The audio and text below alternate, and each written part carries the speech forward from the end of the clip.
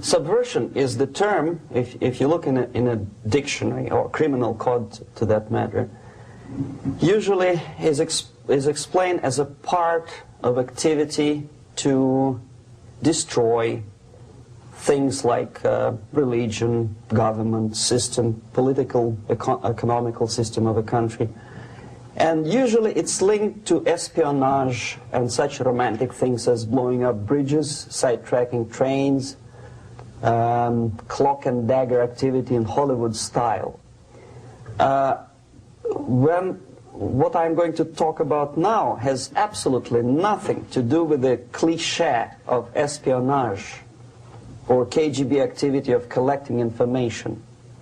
So the greatest mistake or misconception, I think, is that whenever we are talking about KGB, for some strange reason, starting from Hollywood movie makers to professors of political science and quote-unquote experts on Soviet affairs, or Kremlinologists as they call themselves, they think that the most desirable thing for Andropov and the whole KGB is to steal blueprints of some supersonic jet, bring it back to Soviet Union and sell it to the Soviet military-industrial complex.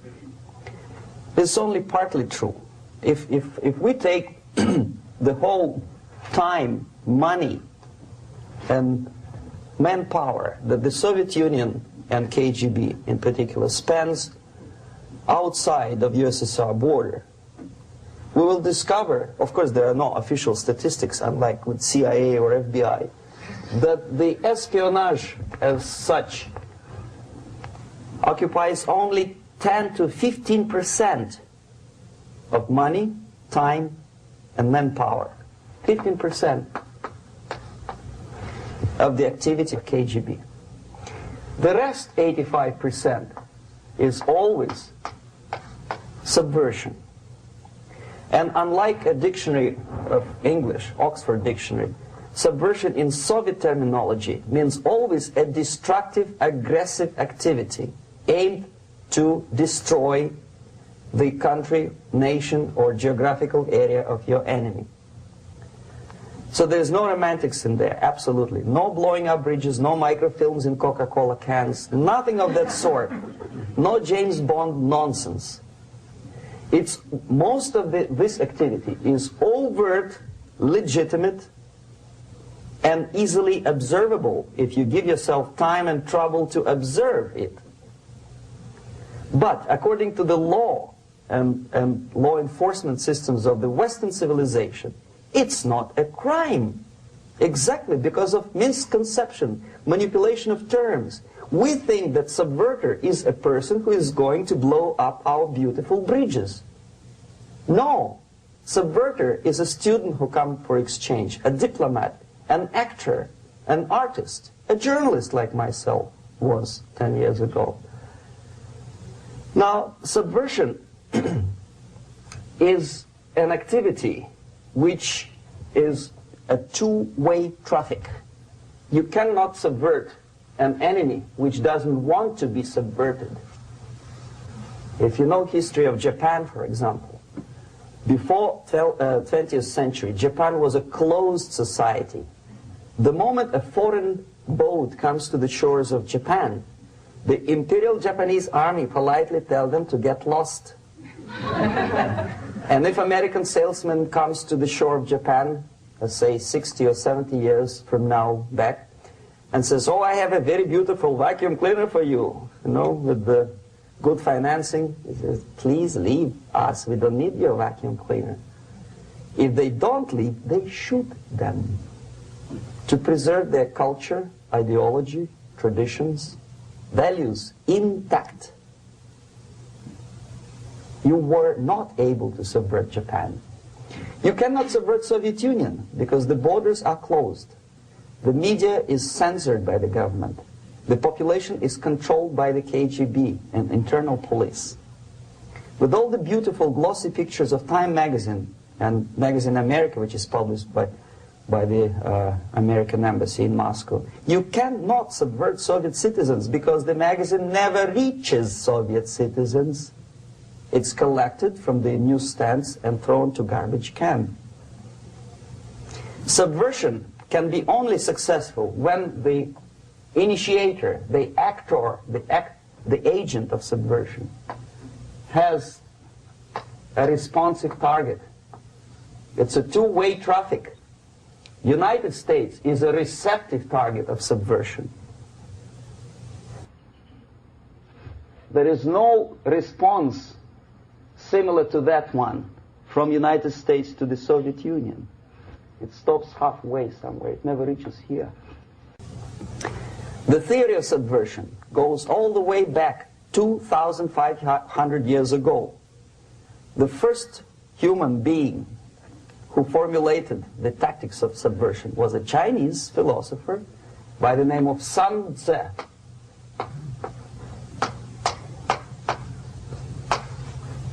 2,500 years BC. He was an advisor for several imperial courts in ancient China.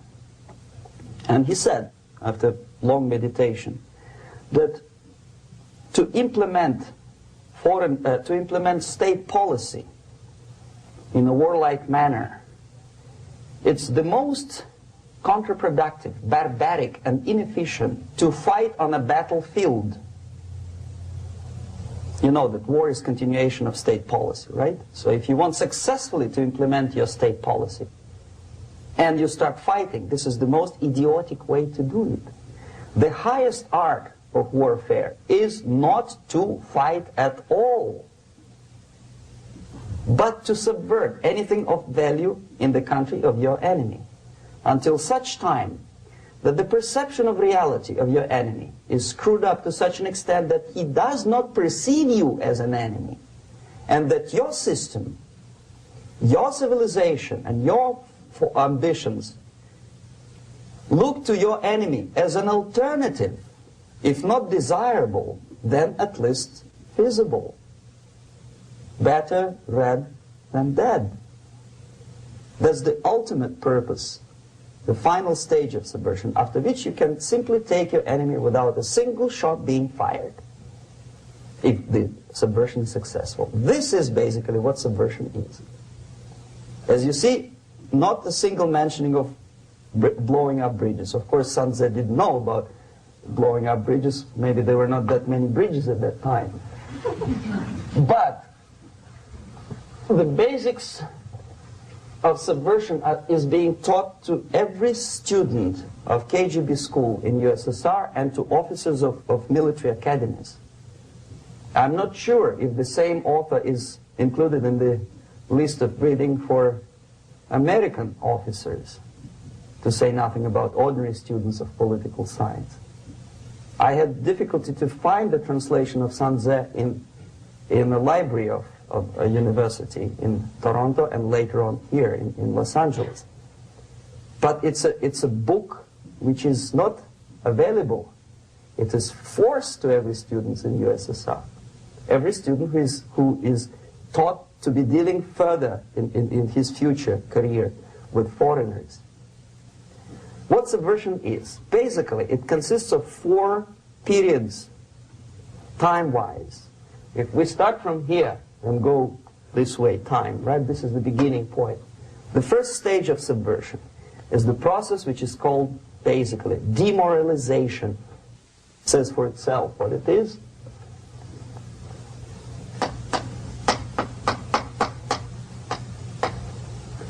It takes from, say, 15 to 20 years to demoralize a society. Why 15 or 20 years? This is the time sufficient to educate one generation of students or children. One generation. One lifetime span of a person, a human being, which is dedicated to study, to shaping up the outlook, ideology, personality. No more nor less.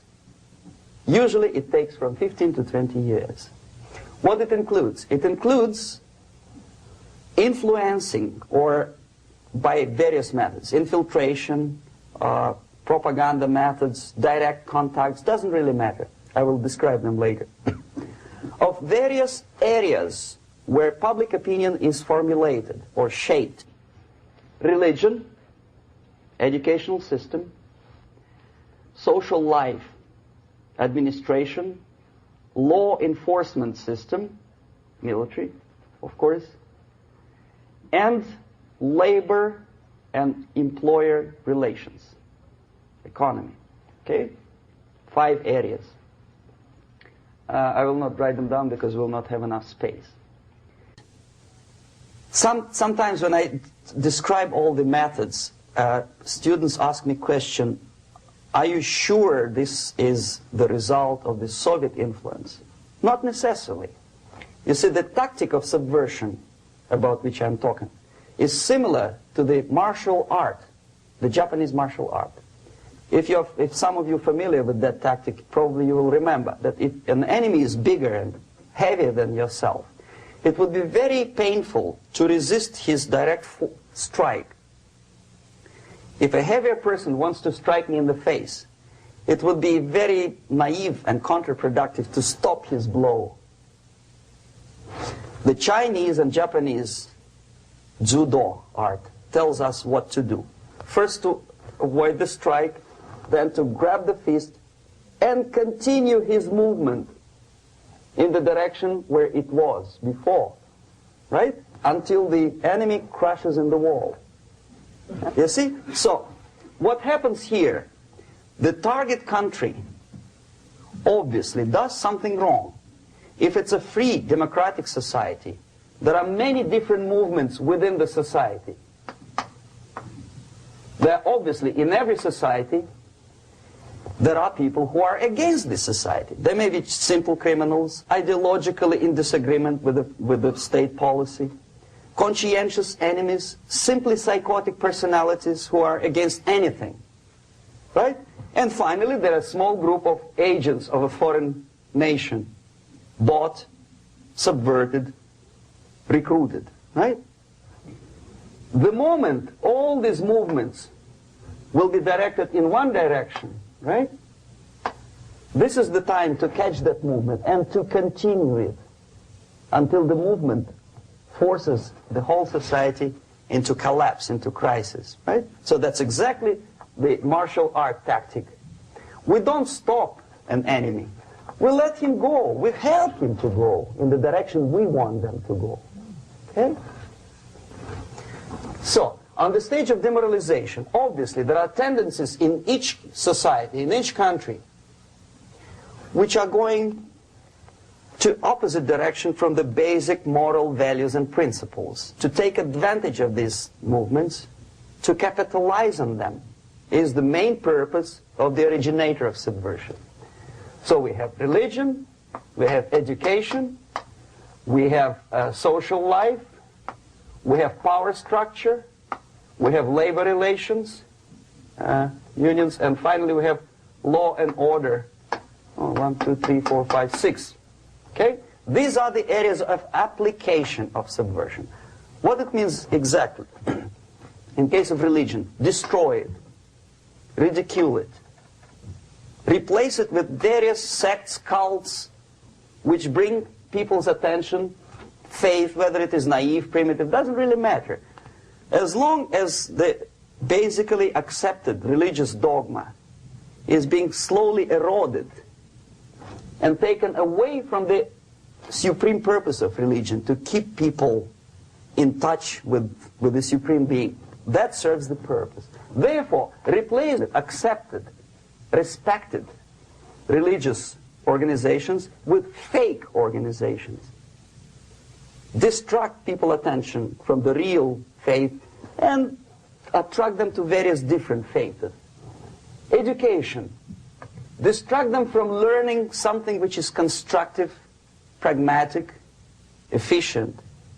Instead of mathematics, physics, foreign languages, chemistry, teach them history of urban warfare, natural food, home economy, your sexuality, anything, as long as it takes you away, okay, Social life. Replace traditionally established institutions and organizations with fake organizations. Take away the initiative from people. Take away the responsibility from naturally established links between individuals, group of individuals, and society at large, and replace them with artificially, bureaucratically controlled bodies. Instead of social life and friendship between neighbors, establish social workers institutions. People who are on payroll of whom? Society? No. Bureaucracy. The main concern of social workers is not your family, not you, not social relations between groups of people. The main concern is to get the paycheck from the government. What will be the result of their social work doesn't really matter. They can develop all kind of concepts to show to the government and to the people that they're useful. Okay, away from the natural links, power structure. Okay, the natural bodies of administration, which are traditionally either elected by people at large or appointed by elected leaders of society, are being actively substituted by artificial bodies. The bodies of people, groups of people, whom nobody elected. Never. As a matter of fact, most of the people don't like them at all, and yet they exist. One of such group is media. Who elected them? How come they have so much power? Almost monopolistic power on your mind. They can rape your mind. But who elected them? How come they have a nerve to decide what is good and what is bad for the elected by you, president, and his administration? Who the hell are they? Spiro Agnew, who was hated by the liberal left, called them a bunch of enfeebled snobs. And that's exactly what they are. They think they know. They don't. The level of mediocrity. In a big establishment like New York Times, Los Angeles Times, major television network, you don't have to be excellent journalist. You have to be exactly a mediocre journalist. That's easier to survive. There's no competition anymore. You have your good, nice income, $100,000 a year. That's it. Whether you are better or worse doesn't really matter anymore. As soon as you're smiling to the camera and do your job. That's it. No more competition. Power structure slowly is eroded by the bodies and groups of people who do not have neither qualification nor the will of people to keep them in power, and yet they do have power. Okay. Together with that, there is another process. Law enforcement, law and order organization and structure is being eroded. For the last 20, 25 years, if you see old movies and new movies, you can see that in new movies, a policeman, an officer of the United States Army looks dumb, angry, psychotic, paranoid. A criminal looks nice, kind of, well, he smokes hash and shoots the whatever drug, but basically he's a nice human being. He's creative. And he's unproductive only because society oppresses him. Whereby a general of Pentagon is always, by definition, a war maniac.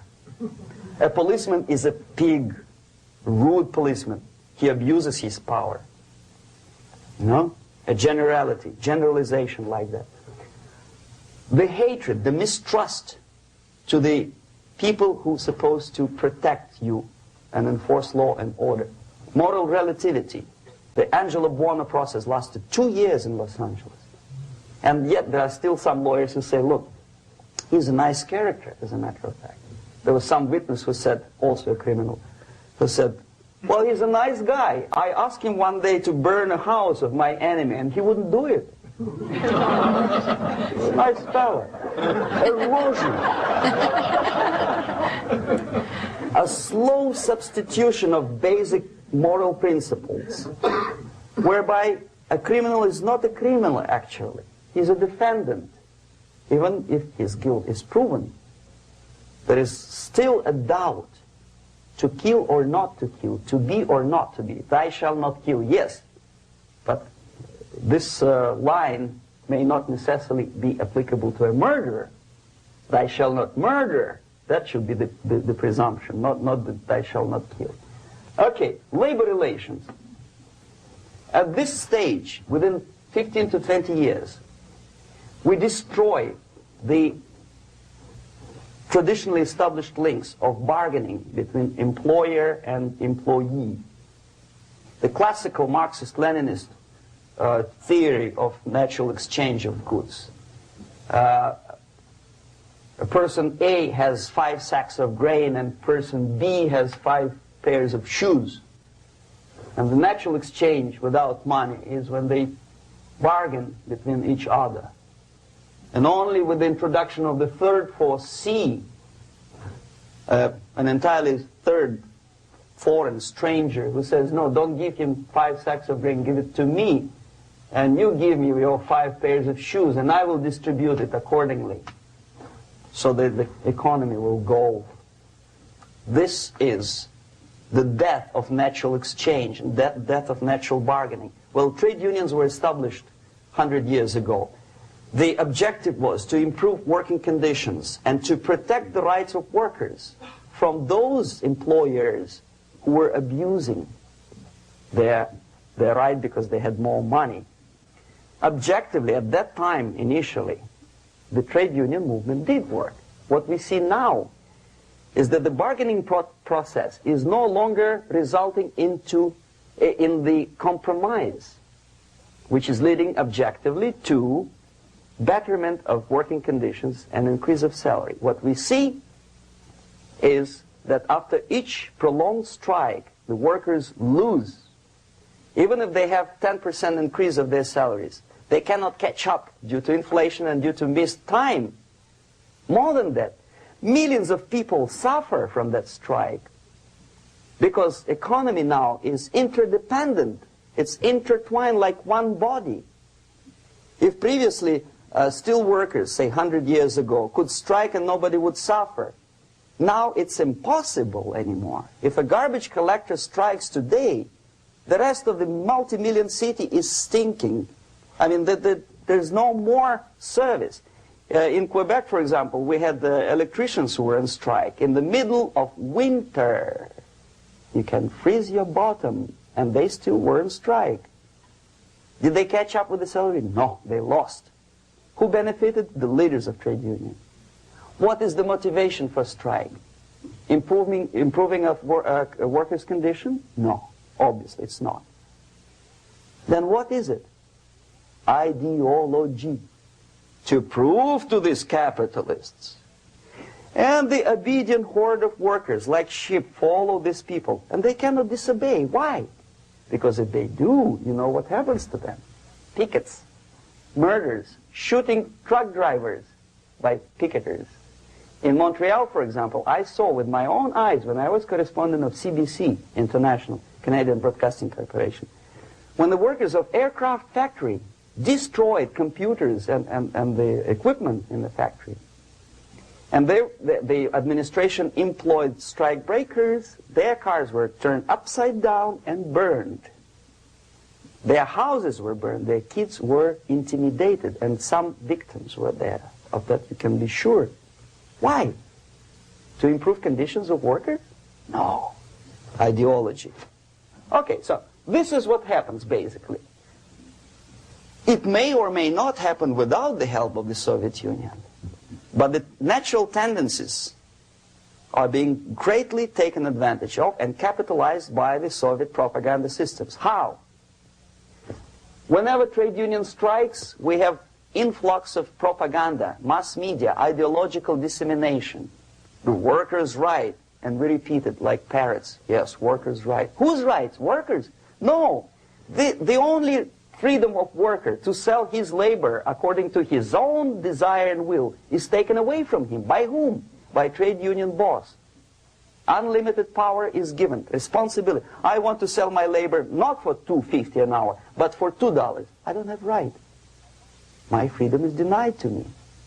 I know that if I sell my work for $2 an hour, not for $3 an hour, I will compete better with the other guy who is lazy and more greedy.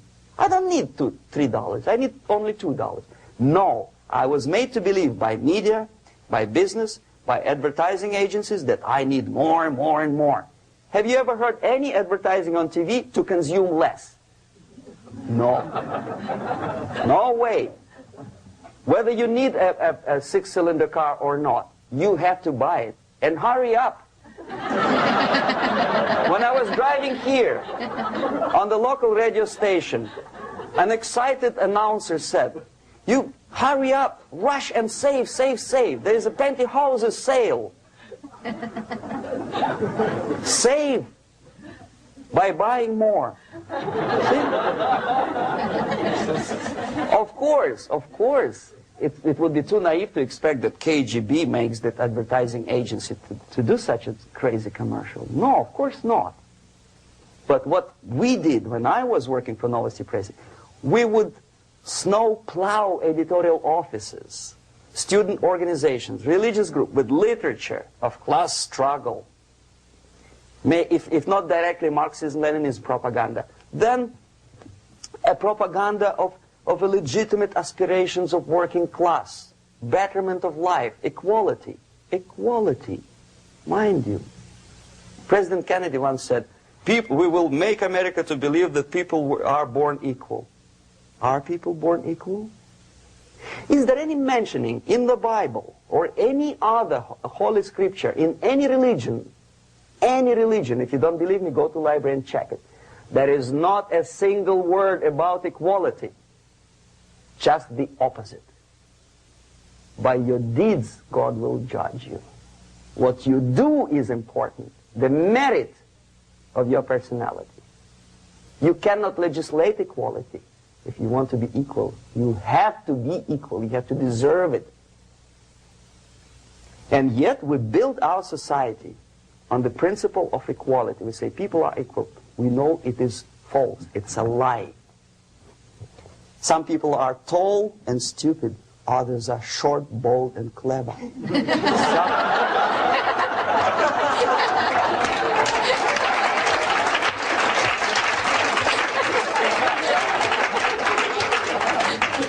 If we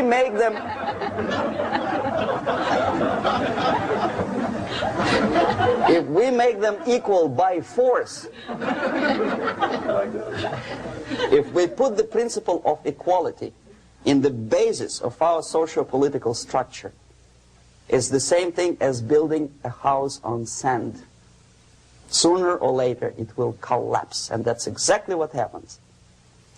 And we, as Soviet propaganda makers, are trying to push you in the direction which you go yourself. Equality, yes, equality. People are equal.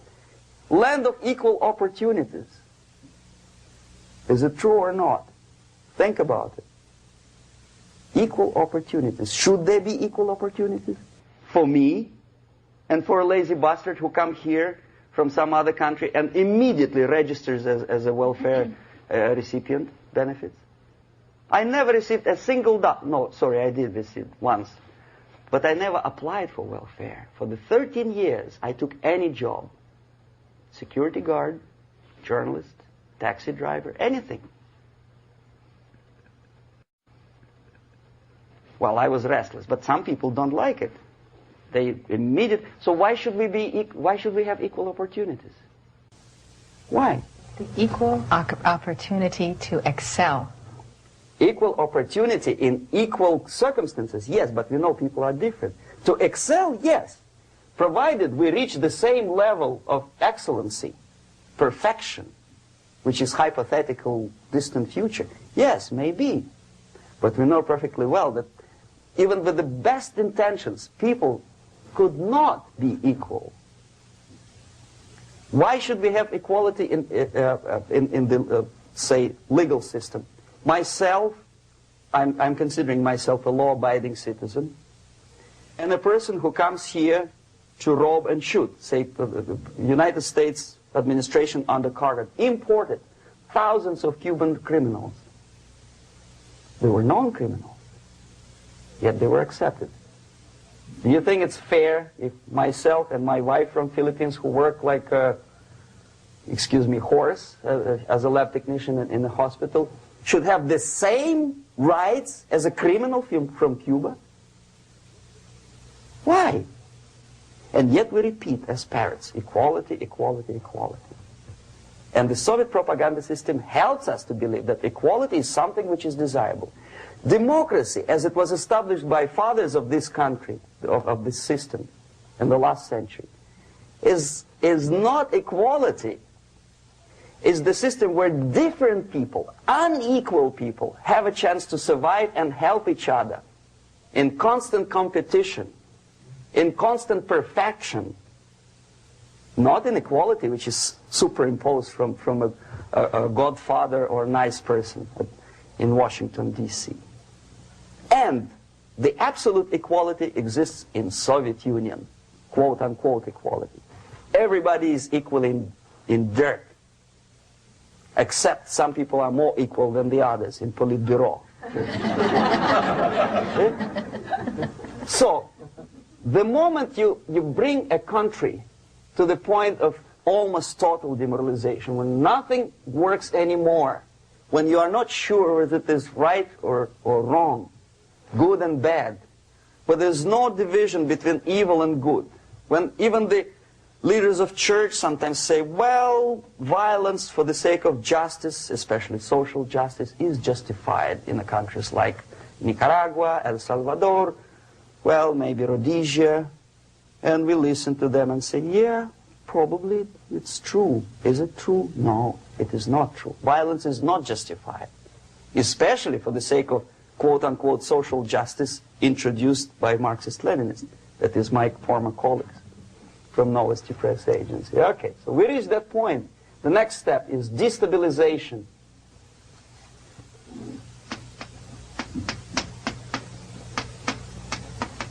Again, this word says for itself what it is. To destabilize all the relations, all the accepted institutions and organizations in a country of your enemy.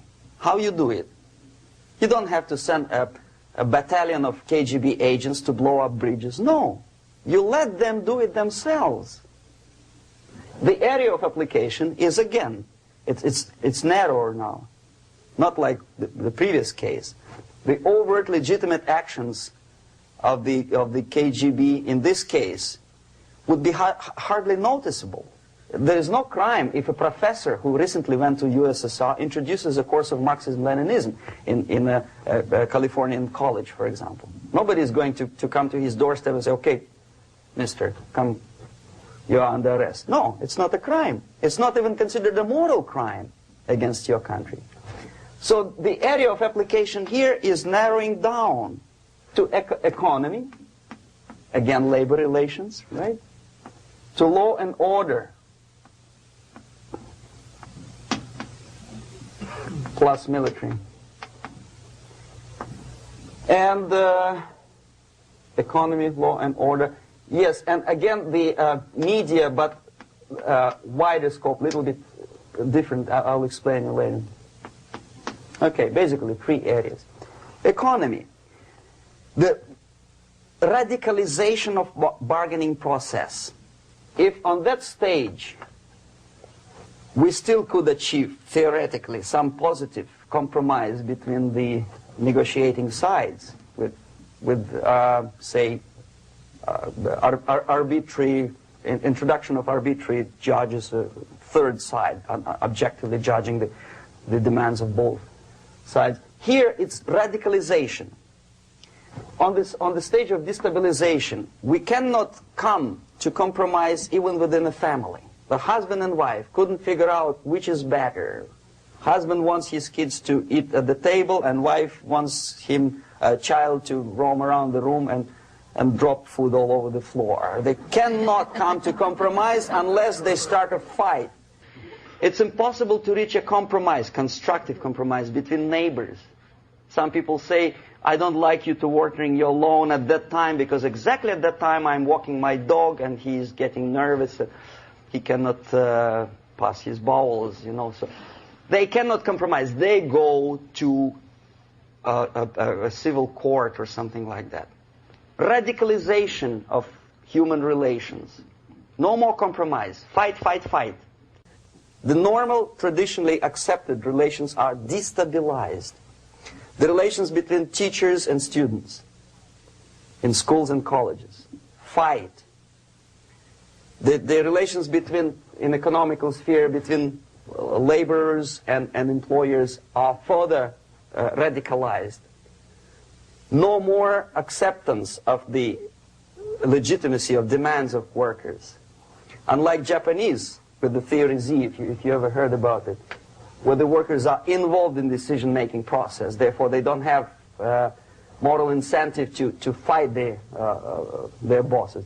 In the United States, it's just the opposite. The harder is the fight, the better. The more heroic they look.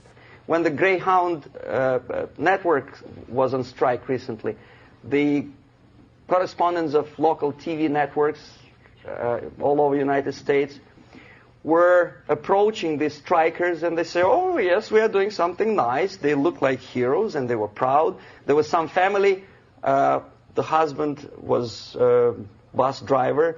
Now they decided in a protest against the bosses to camp somewhere in the forest. And they were presented to the audience as a heroic, nice people. You see?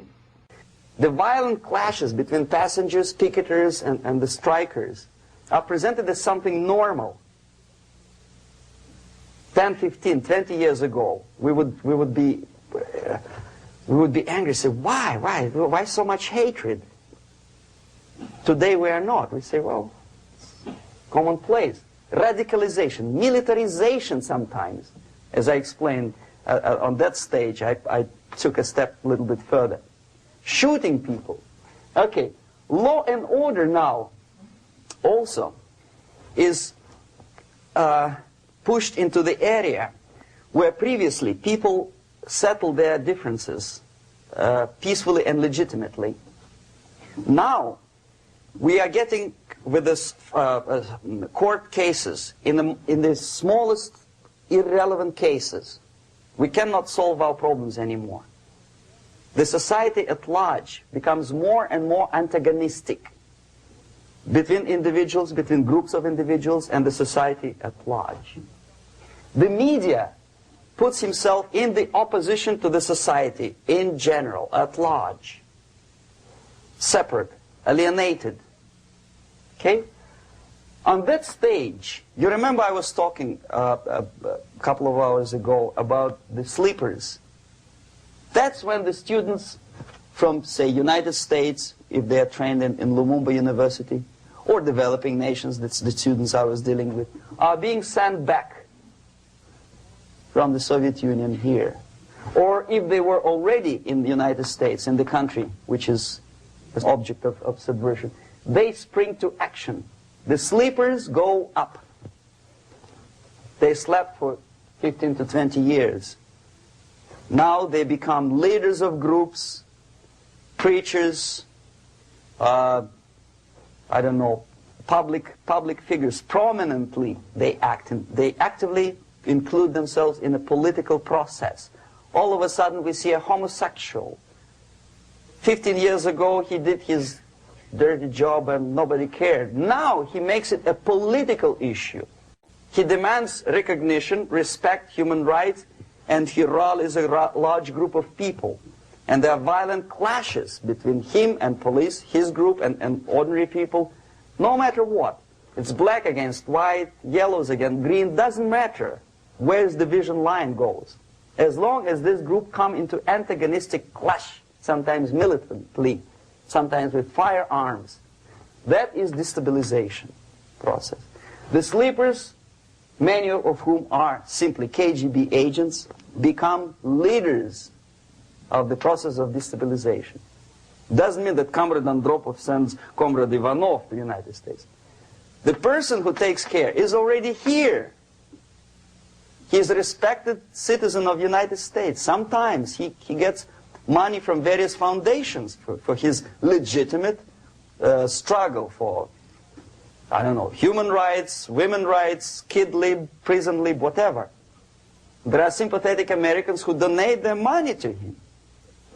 Destabilization process usually leads directly to the process of crisis. In case of developing nations, that's the area where I was active. The process starts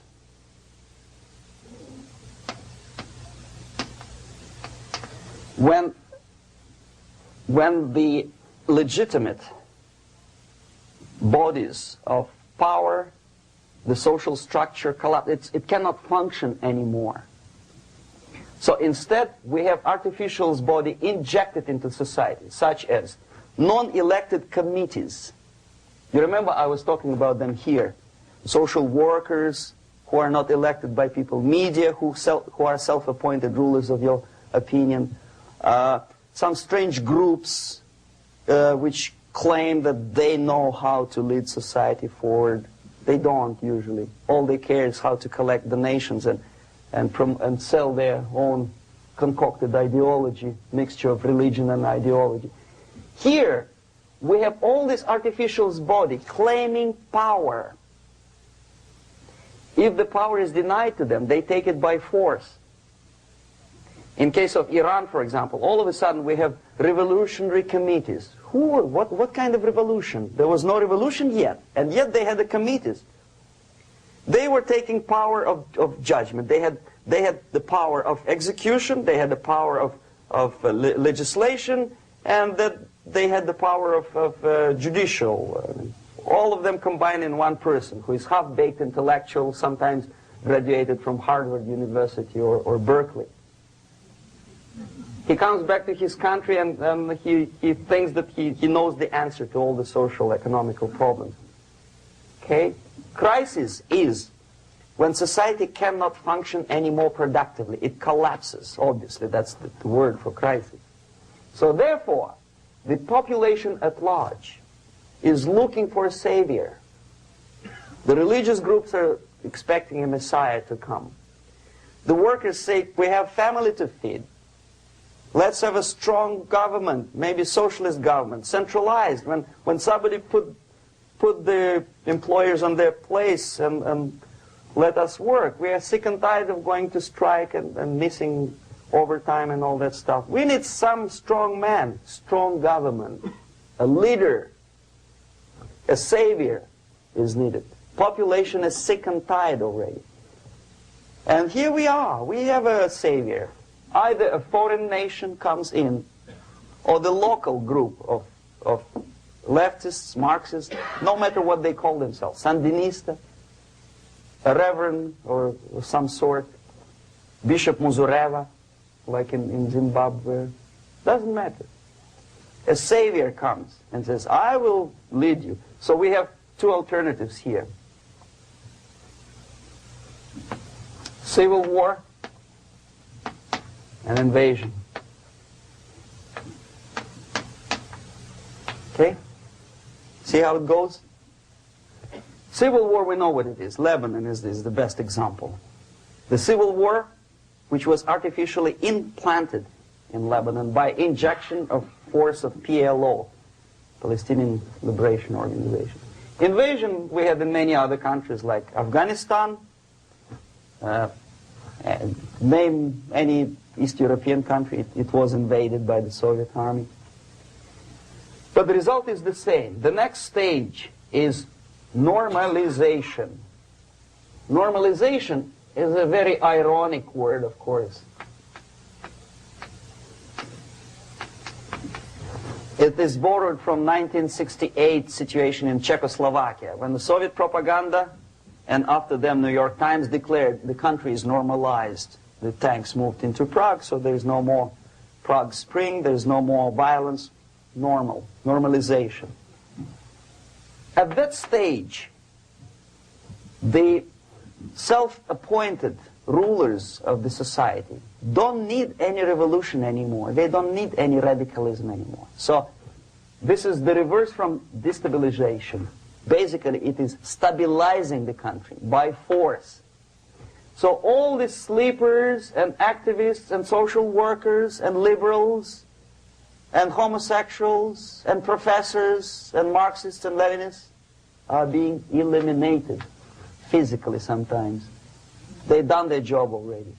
Okay? They are not needed anymore. The new rulers need stability to exploit the nation, to exploit the country, to take advantages of the victory. Okay? So no more revolutionaries, please. And that's exactly what happens in a number of countries. You remember Bangladesh? This is the crisis in which I was instrumental. First they had Mujibur Rahman. In 1971, he was the leader of People's Party, Awami League, with mustache like Stalin. He was in Russia many times. In 5 years, he was shot by his former colleagues, Marxists. He fulfilled his function. In Afghanistan, it happened 3 times. First there was Taraki, then there was Amin, now there's Babrak Karmal. They killed each other successively, one after another. The moment he fulfills his duty, the first one demoralized country, the second destabilized, the third one brought it to crisis. Goodbye, comrades. Babrak Karmal comes from Moscow and put into the seat of power. Same thing happened in Grenada recently. Maurice Bishop, Marxist, was killed by Austin, what's his name, General something, who was also a Marxist. Right? So no more revolutions, please. Normalization now. From now on, no more strikes, no more homosexuals, no more women lib, no more kid lib, no more lib, period. A good, solid, democratic, proletarian freedom. That's it. Now, to reverse this process takes enormous effort. When today, United States had to invade Grenada to reverse the process of subversion. Some people say, boy, this is not good, it's not kosher to invade the beautiful country, island of Grenada.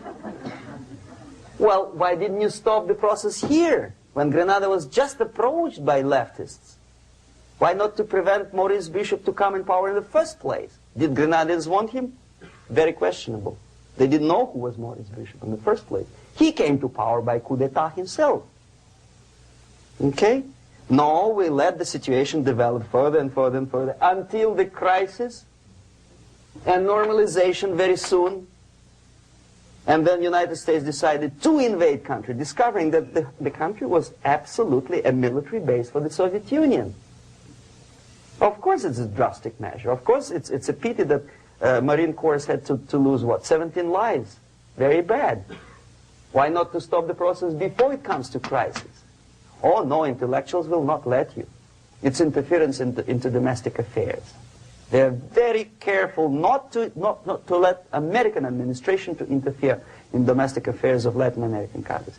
They don't mind Soviet Union interfere in these affairs. Okay. So to reverse this process, from here, it takes only and always military force. No other force on earth can reverse this process at this point. At this point, it does not take military invasion of the United States Army. It takes strong action, like in Chile. A CIA covert involvement to prevent the savior from outside to come into power and to stabilize country before it erupts into civil war. Stabilize country before it erupts into civil war. Okay? Support the right-wing conservative forces. By money, by crooks or love, doesn't matter. Stabilize the country. Don't let the crisis develop into civil war or invasion. Oh no, your liberals will say it's against the law. The Congress will not appropriate money for covert actions of CIA. Why not? Should we wait till the normalization come and Soviet tanks land in Los Angeles airport? Now, at that point, at the point of destabilization, also the process could be reversed. Again, easily than this. No CIA involvement at this point. You know what it takes here? Restriction of some liberties for small groups which are self-declared enemies of the society. As simple as that. Oh no, the media and liberals will tell you this is against the American Constitution. How can we by force deny the civil rights to criminals, for example? It's not good. Okay? So we allow them to, okay, if you allow the criminals to have civil rights, go on and bring the country to the crisis. This is a bloodless way to do. Curb the rights. I mean, not to put them in prison. No, I'm not talking about putting all the gays from San Francisco in the concentration camp. Do not allow them to take political force. Do not elect them to the seats of power, whether it is municipality level, state level, or federal level. It has to be beaten in the heads of American voters that a person like that in the seats of power is an enemy. Do not be afraid of this word. It is an enemy. If he is not an enemy here, he will be here. Later on, he will be shot, of course. But at this point, he is an enemy. Okay? You are doing great service by denying him a right to capitalize on his own crazy ideas and become a powerful man, a man who uses the seat of power. Restriction of certain freedoms and permissiveness at that point would prevent sliding into crisis and probably will return the process of destabilization. To curb unlimited power, monopolistic power of trade unions, here, at that point, would save economy from collapsing. To introduce a law to stop private companies of raping public opinion's mind in the direction of consumerism. No company must have a right to force you into buying more unless you want it. There must be a law. You want to advertise your car? Okay. But not a single mentioning of buying it now and saving money. It must be against the law to force people to consume more. Self-restraint. Previously, before this process started, the self-restraint was a business of church, religion. Because our preachers, the fathers of church, would tell us, material values are good, but it's not the prime function of human being. Because you have to live with something. Obviously, the design for our life is not to consume more deodorants. There must be something greater. If such a complicated instrument as human body was created, obviously there must be some higher purpose for that. And it's very easy to avoid destabilization by denying the greedy companies one little freedom, one little liberty, forcing you into turning yourself into processors of unwanted products and goods. They turn you into machines, like the worm who there's inlet and outlet. So, and how long an average appliance lasts these days? Less than a year. Why? Where's workmanship? Well, we want you to buy more. Okay. Destabilization process could be easily overcome if, as I say, the society, by its own will or after persuasion by the leaders, will come to the idea of self-restraint. It's so hard we want to consume more, but you have to. Unless you will come to this stage, when, as we say in Russia, if Sahara Desert ever becomes a communist state, there will be shortage of sand. So you have to curb your... You have to curb your expectations at this point before it's too late. But no, we don't want to do it. Demoralization process. Again, it's the easiest thing to reverse. First of all, by restricting import of propaganda. The easiest thing to do. Unlimited, unrestrained import of Soviet literature, Soviet journalists. Giving Soviet propaganda and ideological agitators equal time on American TV networks. It has to be stopped. And it's easy. They won't be offended, mind you. As a matter of fact, they will respect America more. But when my former colleague Vladimir Posner appears on Nightline and Ted Koppel asks him, well, Vladimir, what do you think about this? And that? What can he think? He is an instrument of propaganda. He thinks what Comrade Andropov tells him to think. He's just a nice, articulate mouthpiece of the Soviet subversion system. And Ted Koppel makes you believe that my friend Vladimir Posner thinks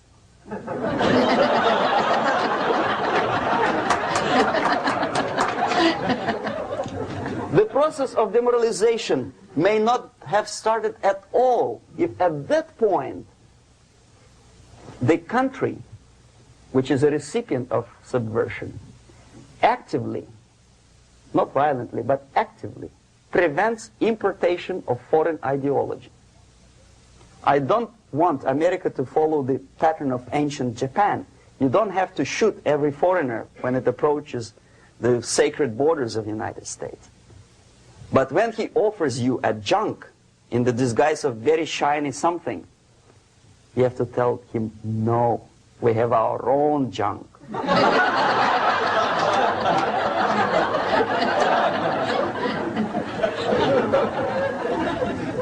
If at that point the society is strong, brave, and conscientious enough to stop importation of ideas which are foreign,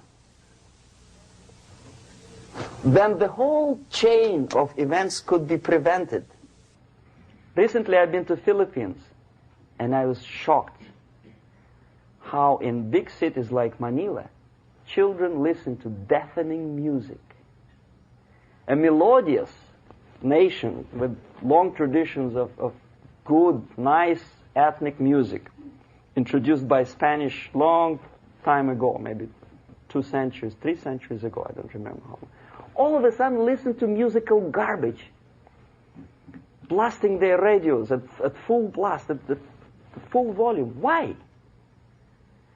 In India, I spent many years watching the reactions of Indians walking out of movie theaters after seeing Hollywood production. They couldn't figure out why Americans are so wasteful. They smash their cars, their shiny cars, every 5 minutes. How come they shoot each other for $500,000? Is it true that they're so obsessed with sex? Can you imagine showing a movie where each 5 minutes there's a copulation on the screen to a country like India with long tradition of respect to these private matters, or to Pakistan? And United States expect these people to respect you? No way.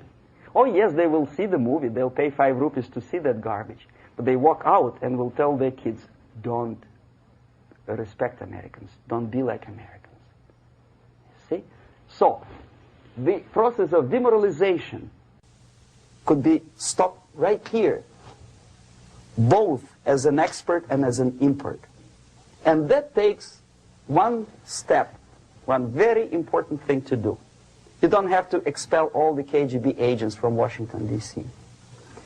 The most difficult and at the same time the simplest answer to the subversion is to start it here and even before, by bringing back the society to religion, something that you cannot touch and eat and put on yourself, but something that rules society and makes it move and preserve it. A Soviet scientist, Shafarevich, who has nothing to do with religion, he is a computer scientist, did a very intensive research on the history of socialist countries. He calls socialist or communist any country with a centralized economy and a pyramidal style of power structure. And he discovered, actually he didn't discover it, he just brought to attention of his readers, that civilizations like Mohenjo-Daro in the river Indus area, like Egypt, like Maya, Incas, like Babylonian culture, collapsed and disappeared from the surface of Earth. The moment they lost religion, As simple as that. They disintegrated. Nobody remembers about them anymore. Well, distantly. So, the ideas are moving society and keeping mankind as a society of human beings, intelligent, moral agents of God. The facts, the truth, the exact knowledge may not. All the sophisticated technology and computers will not prevent society from disintegrating and eventually dying out. Have you ever met a person who would sacrifice his life, freedom, for the truth like that? This is truth. I never met a person who said, this is truth and I'm ready to shoot me. To defend the truth. Right?